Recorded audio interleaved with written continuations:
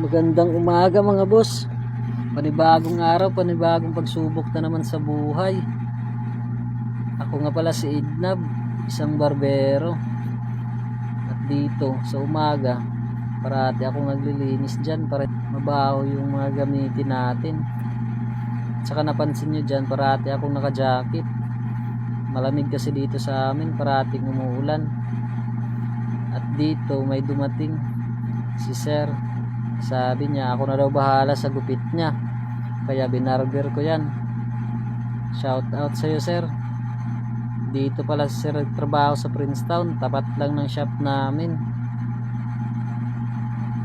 Salamat sa iyo. At dito may dumating si Kagawad. Mayroon siyang kasama, asawa niya at mga bata. Dito pala si Kagawad. Hindi ko pala alam kung taga saan si Kagawad, basta sabi niya Kagawad daw siya.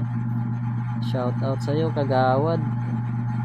Dinali-dali ko yan kasi sabi niya kalbo lang.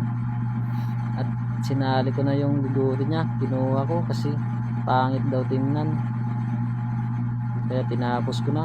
Diyan pala yung asawa niya. Chismis muna ako dyan oh. Chismoso tong batang to. At dyan pala dumating yung tropa mga bata. Shout out sa iyo mga bata. At nag-hi pala sila dyan. At ito kumain, nag-hi pa talaga.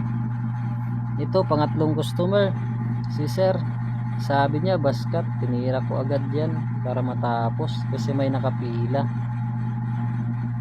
Salamat sa iyo Sir, nagbigay pala ng tip si Sir sa atin. Shout out sa iyo. At ito pang-apat si Tatay. Sabi niya barber yung manipis lang.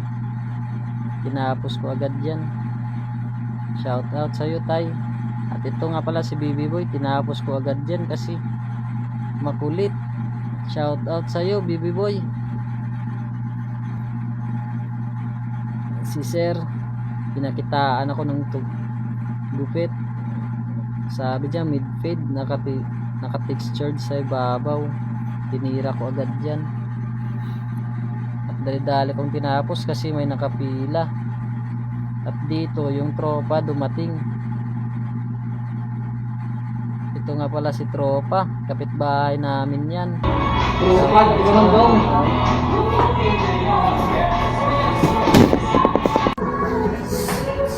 Salamat sa mga nagpagupit karon. That's all for today guys.